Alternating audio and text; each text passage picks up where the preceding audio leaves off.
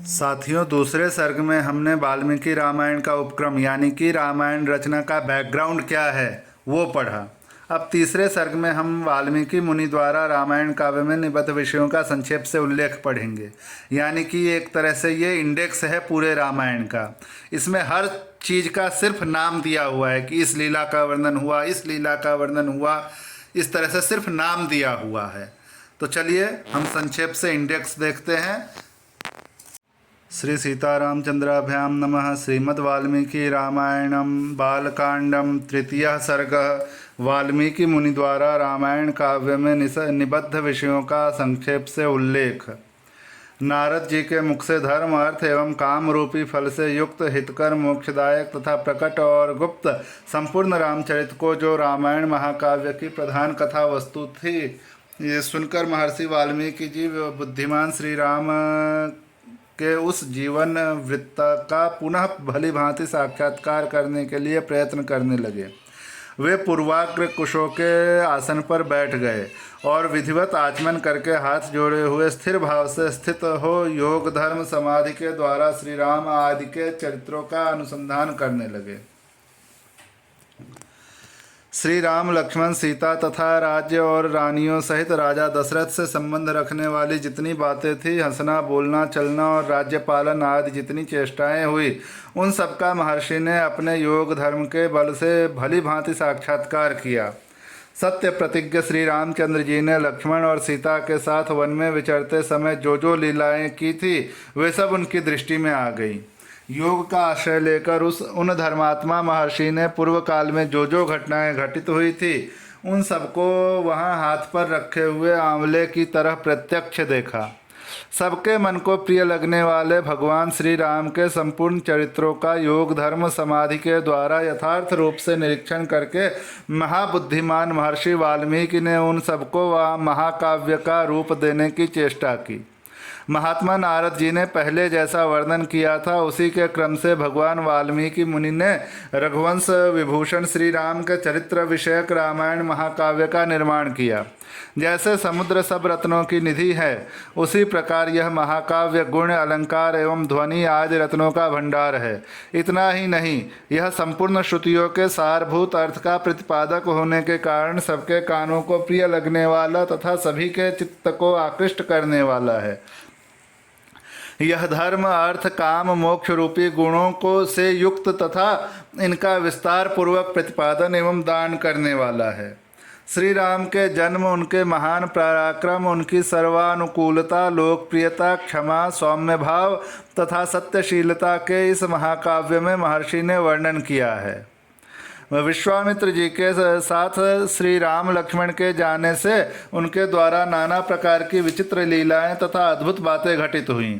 उन सबका इसमें महर्षि ने वर्णन किया। श्री राम द्वारा मिथिला में धनुष के तोड़े जाने तथा जनक नंदिनी, सीता और उर्मिला आदि के विवाह का भी इसमें चित्रण किया। श्री राम परशुराम संवाद, दशरथ नंदन श्री राम के गुण, उनके अभिषेक, कैकेयी की दुष्टता, श्री राम के राज्याभिषेक में विघ्न, उनके वनवास, राजा दशरथ के शोक विलाप और परलोक गमन, प्रजाओं के विषाद, साथ जाने वाली प्रजाओं को मार्ग में छोड़ने, निषाद राजगुह के साथ बात करने तथा सूत सुमंत को अयोध्या लौटने आदि का भी इसमें उल्लेख किया। श्री राम आदि का गंगा के पार जाना, भरद्वाज मुनि का दर्शन करना, भरद्वाज मुनि की आज्ञा लेकर चित्रकूट जाना और वहाँ की नैसर्गिक शोभा का अवलोकन करना, चित्रकूट में कुटिया बनाना, उसमें निवास करना, वहाँ भरत का श्री राम से मिलने के लिए आना, उन्हें अयोध्या लौट चलने के लिए प्रसन्न करना, श्री राम द्वारा पिता को जलांजलि देना, जलांजलि दान, भरत द्वारा अयोध्या के राज सिंहासन पर श्री रामचंद्र जी की श्रेष्ठ पादुकाओं का अभिषेक एवं स्थापन, नंदी ग्राम में भरत का निवास, श्री राम का दंडकारण्य में गमन, उनके द्वारा विराध का वध, शरभंग मुनि का दर्शन, सुतीक्ष्ण के साथ समागम, अनसुईया के साथ सीता देवी की कुछ काल तक स्थिति, उनके द्वारा सीता को अंगराग समर्पण, श्री राम आदि के द्वारा अगस्त्य का दर्शन, उनके दिए हुए वैष्णव धनुष का ग्रहण, शूर्पणखा का संवाद, श्री राम की आज्ञा से लक्ष्मण द्वारा उसका विरूपीकरण, उसकी नाक और कान का छेदन, श्री राम द्वारा खरदूषण और तृषा का वध, शूर्पणखा के उत्तेजित करने से रावण का श्री राम से बदला लेने के लिए उठना, श्री राम द्वारा मारीच का वध, रावण द्वारा विदेह नंदिनी सीता का हरण, सीता के लिए श्री रघुनाथ जी का विलाप, रावण द्वारा गृध्रराज जटायु का वध, श्री राम और लक्ष्मण की कबंध से भेंट, उनके द्वारा परस्पर पंपा सरोवर का अवलोकन, श्री राम का शबरी से मिलना और उसके दिए हुए फल मूल को ग्रहण करना, श्री राम का सीता के लिए प्रलाप, पंपा सरोवर के निकट हनुमान जी से भेंट, श्री राम और लक्ष्मण का हनुमान जी के साथ ऋष्यमुख पर्वत पर जाना, वहाँ सुग्रीव के साथ भेंट करना, उन्हें अपने बल का विश्वास दिलाना और उनसे मित्रता स्थापित करना, वाली और सुग्रीव का युद्ध, श्री राम द्वारा वाली का विनाश, सुग्रीव को राज्य समर्पण, अपने पति वाली के लिए तारा का विलाप, शरत काल में सीता की खोज कराने के लिए सुग्रीव की प्रतिज्ञा, श्री राम का बरसात के दिनों में माल्यवान पर्वत के प्रस्रवण नामक शिखर पर निवास, रघुकुल सिंह श्री राम का सुग्रीव के प्रति क्रोध प्रदर्शन, सुग्रीव द्वारा सीता की खोज के लिए वानर सेना का संग्रह, सुग्रीव का संपूर्ण दिशाओं में वानरों को भेजना और उन्हें पृथ्वी के द्वीप समुद्र आदि विभागों का परिचय देना, श्री राम का सीता के विश्वास के लिए हनुमान जी को अपनी अंगूठी देना, वानरों को ऋक्ष बिल स्वयं प्रभा गुफा का दर्शन, उनका